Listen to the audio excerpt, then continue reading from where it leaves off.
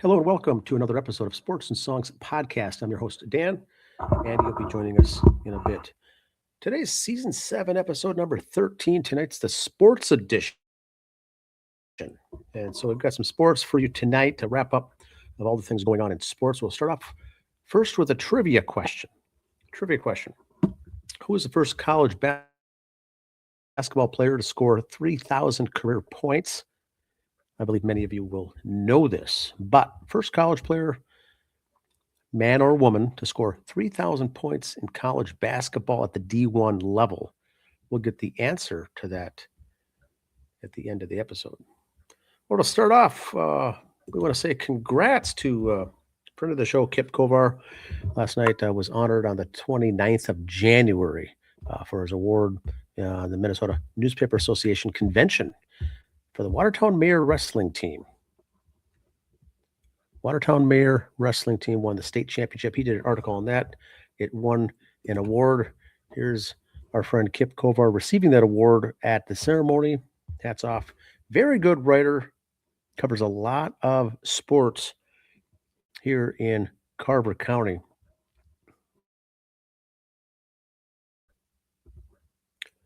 And hats off to him. Now, folks are wondering about the Olympics coming up. Here we go. Let's take a look at this here now. It's starting Friday with the opening ceremonies. Here's a grid layout. I believe there's 16 sports in the Winter Olympics. And here's a potential trivia question. We didn't use it for today, but this one, you may hear this in the future. This location, or locations, I'll call it, in Italy, is 2 cities are hosting it. First time ever. It's been done in 2 cities hosting the Olympics. Every other instance of the Olympics, summer or winter, it's been one host city, multiple locations. This time it's 2 cities in Italy. So anyway, there's 16 sports. Here's the days it's going to take place on, and opening ceremonies once again on Friday. So there's the complete schedule. If you're taking notes there, it wraps up on the 22nd of February. So that'll be the big news coming up on that. The strange thing with that is I think NBC is telecasting some of the events when it comes on in prime time and whatnot. But most of it, you have to stream it on Peacock. So that'll be strange to see. As far as now, they're forcing you into a streaming service to pay. It's not free to pay to watch the Olympics. If you run into any problems, or if there's any sports that you want to see in particular, get that streaming service with Peacock and get all the sports there. NBC will just have, I'm guessing, the bare bones, basic. I'm not sure. We'll ask Andy when he joins as far as if he knows anything more on that.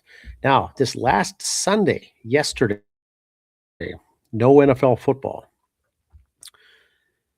For the first time from hosting the Pro Bowl, no Pro Bowl game on a Sunday. So they moved that to Tuesday, which is tomorrow night. They're doing that flag football event.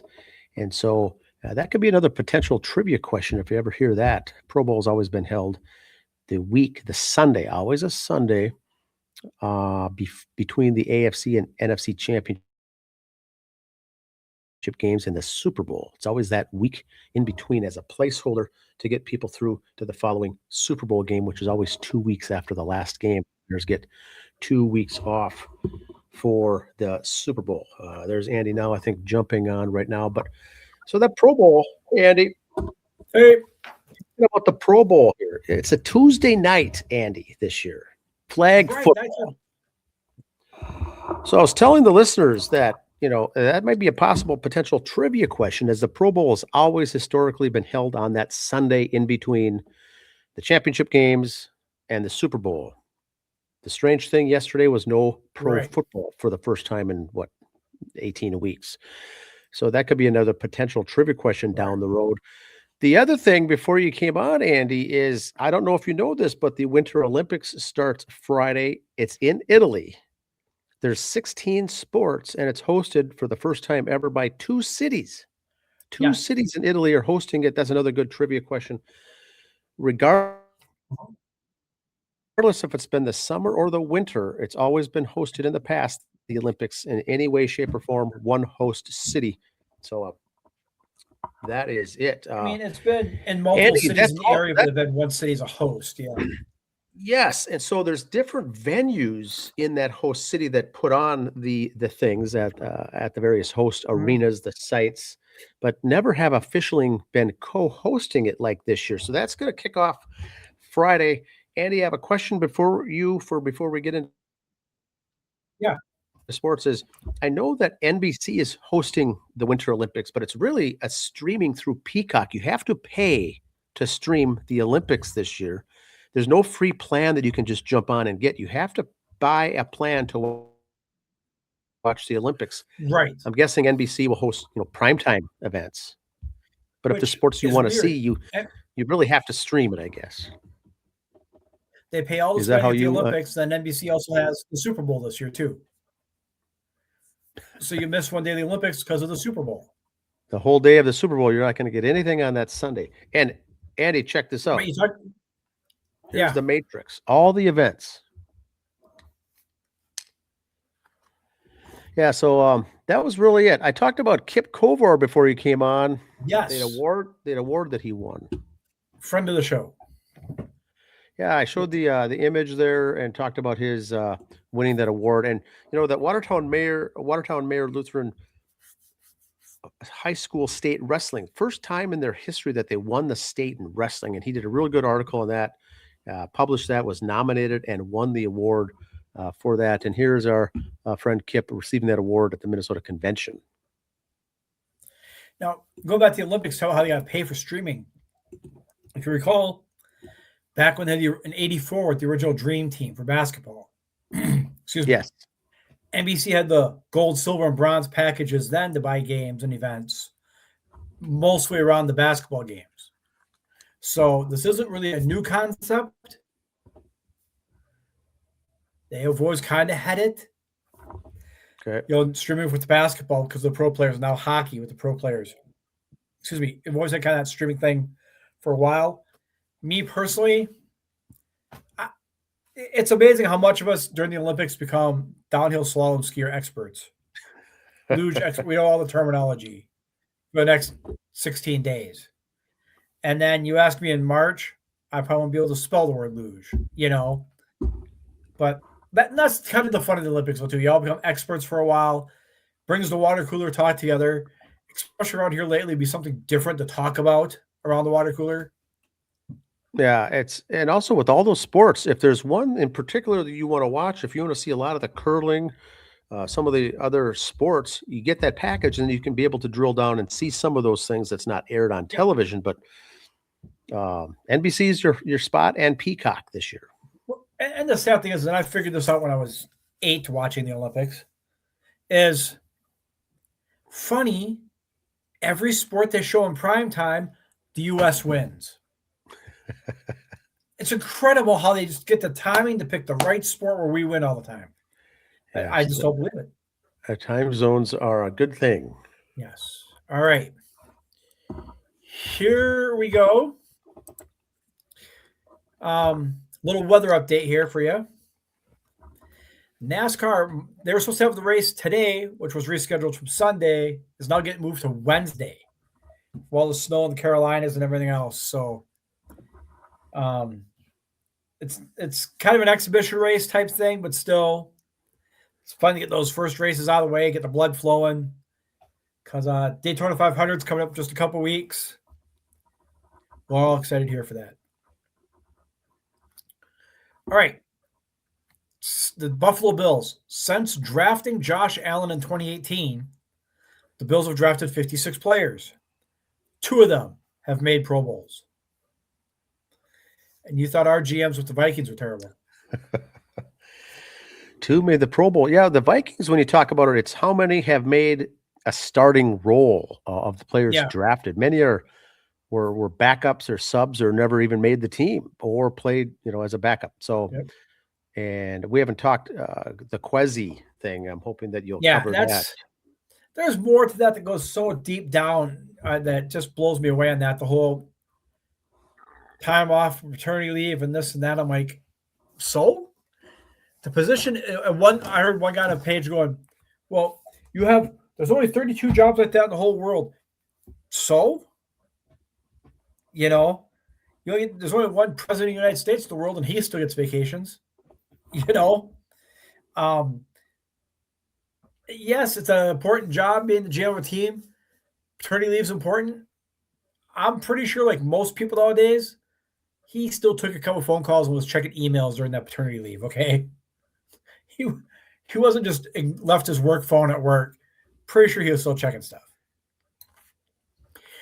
Here's a little difference between hockey players and baseball players and basketball players when they get injured.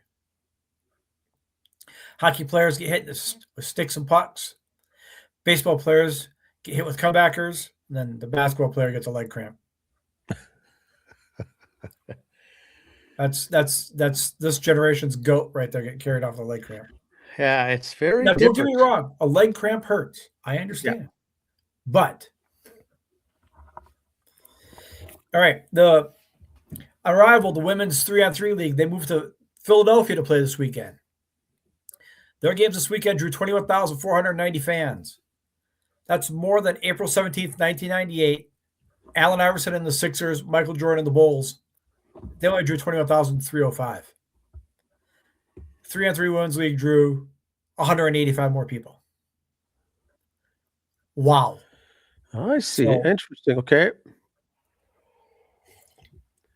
So it is a popular thing. All right. Sean McVay is going to have the next coaching tree, if you ask me that. I'll talk about certain coaches and coaching trees. Redskin head coaches from 2010 to 2016 when he was the offensive coordinator there were Mike Shanahan and Jay Gruden. So he had some pretty good influences there. Since he's been the head coach with the Rams. So offensive coordinators starting in 2017. Matt LaFleur, who's now head coach. Shane Waldron. Kevin O'Connell, who's a head coach. Liam Cohen, who's a head coach. And Mike LaFleur, who's a head coach now. His defensive coordinators, Wade Phillips, a former head coach. Brandon Staley, a former head coach. Raheem Morris, a former head coach. And currently Chris Shula, who just is going to take a job or is thinking of a job, I bet. But still, his assistants are either former head coaches or become coaches. So he surrounds himself with good people. If he gives you a letter of recommendation, that's a good thing. Yes. And he still looks like he's like 19 himself. So, all right. The reason why we're going to have a lockout this week's edition. The luxury tax for the Dodgers this year is $168+ million. That's higher than the individual payroll of 12 other teams combined. The next highest luxury tax payroll is the Mets at $86 million. The payroll for the Dodgers, $429 million. The payroll combined for the Marlins, White Sox, Washington, the Cardinals, the Rays, and the Guardians combined $427, $2 million less. Oh my God. Yes. So, yeah, we have a problem. Dodgers manager Dave Roberts says Shohei Ohtani won't pitch in the World Baseball Classics, adding that was Ohtani's decision. And here's my beef on that. If you're so damn good and you're the GOAT, why don't you do both? Yeah, I saw your just post. An exhibition game. If you're so damn good, do both. Yeah, I saw your post. That was good. It's a good point. As highly rated as this guy is, and that's not a bad thing. It's good. He's tremendously talented. This would be a great chance to showcase his skills by doing both. And it says here that he's not going to do it, and it's his decision. I mean, of all things, I don't buy that, but I would take the opportunity to do the pitching because you don't get that time to work on that as much as you do your hitting. You hit in every game because of the special Ohtani rules. You pitch once a week. Yeah. Wouldn't you want to take this extra time to work on your pitching during this 2-week tournament? Dave Robertson has announced his retirement, therefore meaning there's no more active Major League Baseball players that have won a World Series as a New York Yankee. Oh, interesting. Isn't life good? It's good stuff. All right, Kenny Lofton, in 42 career division series games with 6 different teams, stole a record 14 bases and was caught stealing 4 times. Okay, here's his career. I mean, who he played with his career, not playoffs, but I never realized Kenny Lofton played with this many teams. I mean, I did, but I didn't. Starting in 91 with the Astros. He's with the Indians for a while, the Braves for a year, back with the Indians. In 2002, he's with both the White Sox and the Giants. 2003, both the Pirates and the Cubs. 2004 with the Yanks, 5 with the Phillies, 6 with the Dodgers, 7 with the Rangers. Back to the Indians again. 6-time All-Star. Kind of the Robert Ory in a way. If you had Kenny Lofton, you were going to be a contender, you know. There's his playoff record. 95-02, both in the World Series. With the Indians and the Giants. So he's been there. I mean, 95, 96, 97, 98, 99, all in the playoffs. 01 through 07, with the exception of 05, in the playoffs. The 06 Dodgers, only 3 games. 04 Yankees, 4 games. The rest, they had a nice run, you know. I mean, I always liked Kenny Lofton as a player. I respected him. He could bunt, he could steal. Did he lead the league in bunts? Nope, but he'll bet you he was top 5 all the time. Did he lead in steals? Nope, but he was top 5 all the time. Did he get a well-rounded player? Gold Glove? Nope, but I bet you he was top 5 all the, you know. He was at top 5. And he seemed, from what I hear, he had to be a decent guy, but the way he got bouncing around, a bunch of 1-year contracts, you know. Mm-hmm. Yeah. All right. We got the draft coming up here soon. We just had some more bowl highlights from the North-South game, East-West game, Senior Bowl, other games. Last 15 NFL drafts, the 2011 through 2025, 14 Bison have been drafted. So, and there's your other schools tied for 2nd, 5th, and 9th.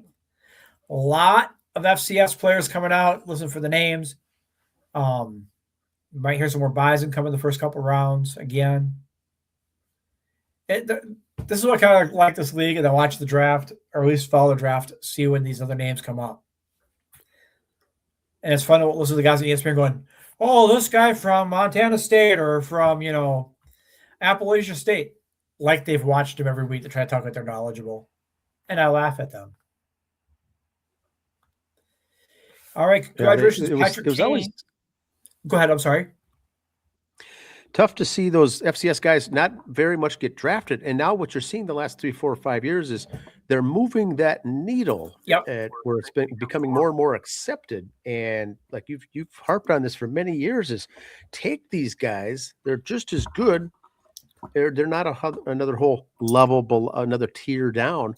They're going to the pros. They'll do just fine in any kind of system where they get the coaching and be able to play up. Yep. Good stuff. Congratulations, Patrick Kane passes Mike Modano most points by a U.S.-born player in NHL history.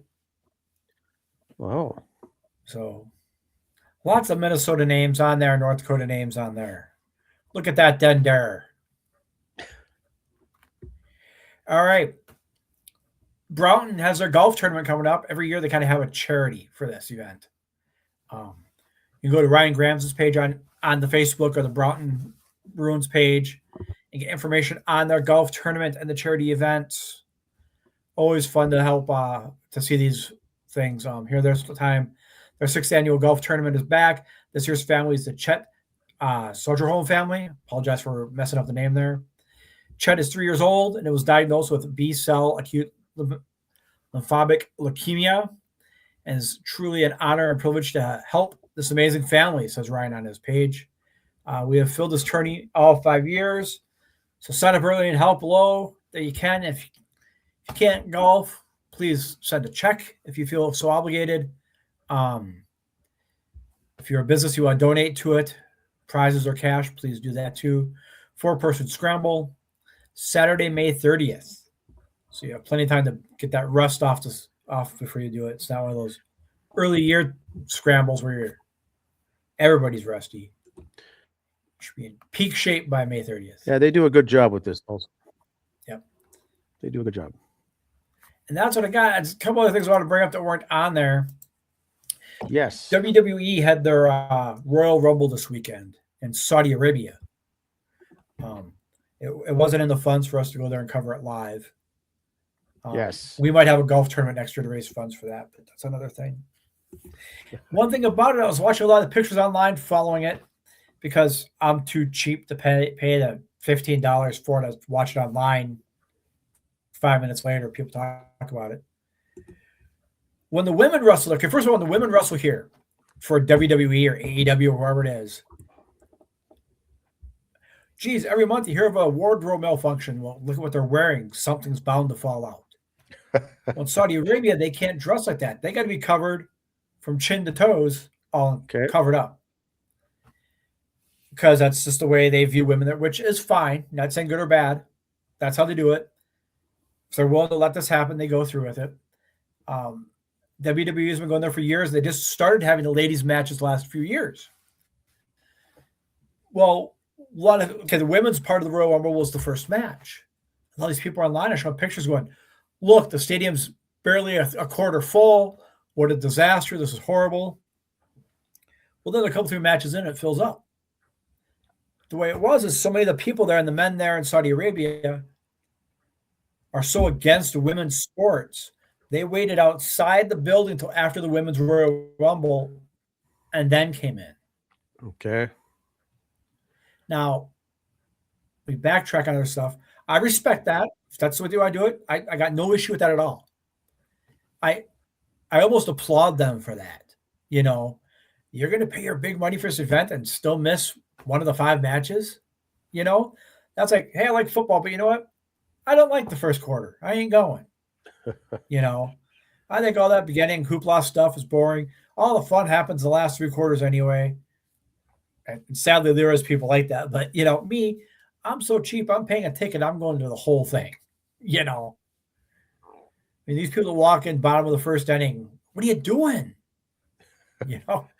Now, did the broadcasters, if you go back and watch the tapes of that WWE, that's why it was empty to start with. Did the broadcasters then announce that or make that clarification? That was this other part of what we call the IWC, Internet Wrestling Community. Put on there, they're going, as they were watching, they noticed the stadium got fuller and fuller afterwards. I see. So now, if they actually mentioned on the broadcast, I doubt it. But other people probably looked and Googled it and everything else. That happened there. One thing that happened in that match for that AJ Styles, they say wrestled his last match with is going to retire. There's an asterisk by that.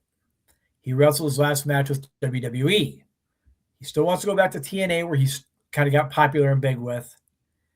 But TNA is kind of owned by WWE right now. So did he really retire from them? You know, how's it going to go? WWE's always had this thing that, like, if you don't wrestle here, we've never heard of you. You know, a lot of players wrestlers have taken that. I'm retired, I'm done. And then they show up 2 years later somewhere else. I think that's going to happen with AJ.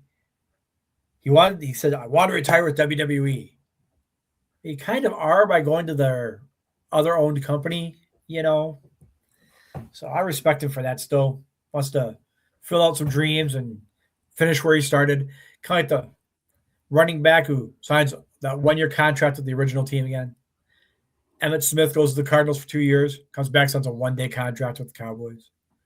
I think Adrian Peterson signed a 1-day contract with the Vikings when he was all done, you know. And I'm okay with that. If on paper and helps clear your conscience, fine. The back of your football card doesn't say Vikings on it of that last year, you know. Correct. Olympics coming up. I'm talking about the hockey. I saw some people about hockey for the Olympics today. Backtracking on that. I'm okay with the pros playing. I'm okay with the league stopping so they could do that. But the flip side of me, I'm bothered by because I liked it back in the day when here this Olympic team, I'll take the 80 Olympic team, who fought and grew together for a couple years. They became a team. Now it's guys like, oh, we're going to stop playing on Wednesday so we can get ready for the Olympics on Friday. You're just making an exhibition tournament again now. You know, it's not guys who have, yes, you still have your country pride, but you haven't worked together for a few months and kind of got to know each other. It's exhibition pride for your country. I've kind of lost a little faith in that. Yeah, I am one that agrees that Olympics should be amateur only. Keep the NHL running, keep the NBA running. Don't interrupt the professional sports calendar schedule just because the Olympics are here. That's meant for the youngsters, the youth, the 19, 20, 21-year-old guys. Yep. And so that's kind of is what makes it goofy for me, but it should be a good Olympics coming up. Well, the Vikings parted ways with their GM. The Twins parted ways with their GM. It's been a big news week in Minnesota news week with these things going on. So for the listeners out there, I think for the Vikings, it's off season. It's okay. It's not, it may be an eyebrow raiser, but it's okay. It is what it is. The big thing for the GM is the draft, and that's not till April. So you have time. For baseball now, the Minnesota Twins are reporting to camp here a week from Thursday for pitchers and catchers. Now you get rid of the GM and baseball, president of baseball operations. And so that's why that really made the news. It was like, why now? Why all of a sudden? What's the deal? And we agreed to, part ways amicably. There's no way that's, I don't think, true, but it's very strange. So that's why that made the news. But boy, both of the Twins and the Vikings make those big announcements in 1 week. I did like the St. Paul Saints. I'm a little concerned on that Twins opening. Ever since it came up, Town Ball Tuesday hasn't been returning my calls. Just saying. Rhino maybe gets a job.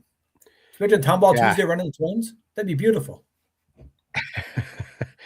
No, I'm pretty sure he's an anti guy. Yeah. He's an anti-Twins guy. So he's not answering calls because he'd drive that ship straight down.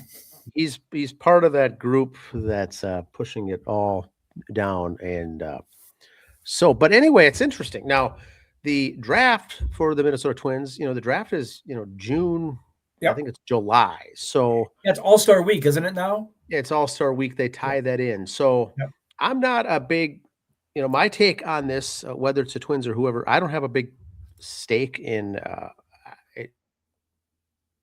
I don't get heartburn from the Twins making that decision call this close to spring training. I don't know what kind of impact that's going to have on anything. But social media, of course, went off the hook. So it's been very interesting seeing all this stuff shake out. But their general manager is you're focused on the draft. You're focused on trading, getting guys. The free agency is done essentially. The Twins aren't going to be doing anything more, I don't think. So is it that big of a deal that you make this announcement that close to the season? A front office guy is what I'm getting at versus a manager or a head coach or something on the field. It does not. This decision does not impact the players themselves. I think could care less. It's not going to impact the people on the field. So, but it was interesting to see those things. Pro Bowl's tomorrow. The Super Bowl is Sunday. That should be a big event with the game and the team. You got a Drake May youngster quarterback for the Patriots going up against the veteran journeyman, Sam Darnold. So that I think it's going to draw some viewers. That should be a pretty good ball game, I think, for that. But that's all that I've got. And Sam Darnold's not that big a veteran. But still he's from that class that still had a guy win a Super Bowl with Josh Allen and Lamar and all those other guys. Yes, and so he's that mid-level veteran. He's been on the block, been with several teams. Drake May is a new young guy, but it'll be interesting to watch how they perform. Of course, neither have been there, neither have played in the big game, so there's no status as far as nerves. They're both going to be on even footing there, I think. Now, Andy, we had the NFL moving their Pro Bowl to Tuesday. I got thinking about that. Also, just makes it that much closer to when the Olympics start. Flag football, they want to make an Olympic sport, I believe. So maybe that'd be a summer. That could be. Now, kind of get that. Here's what I heard. Now, I want to get your input because the Pro Bowl was always a separate institution, a separate location, Honolulu, Hawaii. They'd Yep. play the Pro Bowl. There was a week long of festivities to do there with the family and friends, the people that would fly out and play. The game was just one aspect of a whole, a 5-day Right. event there at the Pro Bowl. Now, this Pro Bowl is at Levi's Stadium and it's in San Fran or, Santa Clara. Right. They're moving it together. And I think this, and I don't know, maybe your listeners can write in as a comment. Is this going to be something they're going to do going forward? Is They have been the last few eliminate the years. seconds they have? Okay.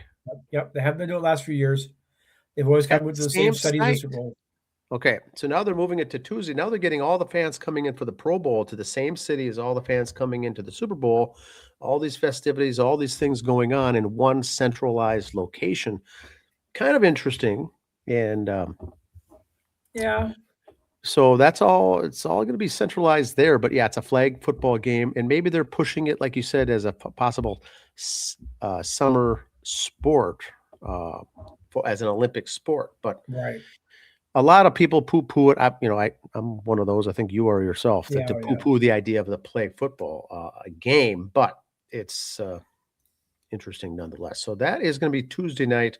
We're not going to cover that on next week's show. We'll cover the Super Bowl, of course, and yeah, football ends. It's going to be interesting because the next thing for football is the UFL that doesn't kick off till next month, the end of next month. And so we're going to be covering a lot of college sports and baseball the next few weeks. Yep. College baseball, college hockey and basketball, Wrestling. the Summit League for the basketball there. It should be fun. It should be a good time of year. Of course, baseball, everything from town ball to college to local high school, all the way up to pros, of course, and the AAA with the Saints and their teams coming in. I just want to know, again, a little tongue in cheek, will the Saints outdraw the Twins this year? Well, what I forgot to say is, when the Vikings and Twins made those decisions all in one 24-hour period that were announced, it was in the maybe a 3-hour period.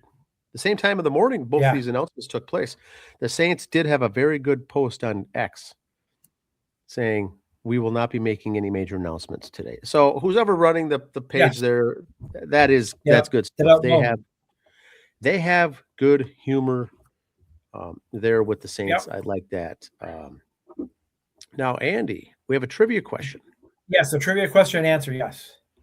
Before you came on, who was the first athlete in Division I basketball sports to score 3,000 career points for basketball, man or woman? Any thoughts on who that would be? I'm sure many people following the show will know this answer. After the news of a couple of years ago, yes, I know the answer on this one. Okay, and so it's Pistol Pete, right? Maravich. Pistol Pete Maravich. So this was 1970. And he did that with no 3-point line. No 3-point line and no freshman year. Right, yeah, it was a 3-year deal, wasn't it? It was. So here's how it went. And we're here to educate, for the newer listeners out there. Back then, 1970, you go on scholarship and you go on what they call the freshman team. You play on the freshman team. It doesn't count. The stats don't count. You still play basketball, but you're not on the varsity for Louisiana State. So Maravich played his freshman year, but it didn't count. Then he played on varsity his sophomore, junior, and senior year and put up 3,000 career points. That was a huge, huge deal. 3,000. Huge. Now, just to expand on that, that's the answer to the trivia, of course, but to expand on that, in 2024, when Caitlin Clark did the same and exceeded him, this was 54 years later. That's to show how huge, important that record is and was. This is a record that's not being broken every few years. She broke a 54-year record, men or women. No one had put up that many points, and she broke that as a female. And so people still say, there's a 3-point line. She's putting up all these points. She plays through 4 years. Yes, I agree with all those things. But in 54 years, no male or female did that ever. No, that's how big that news was when Caitlin Clark did that. And once again, just to reiterate, for the haters out there, And which that kind of was makes you phenomenal. scratch your head a little.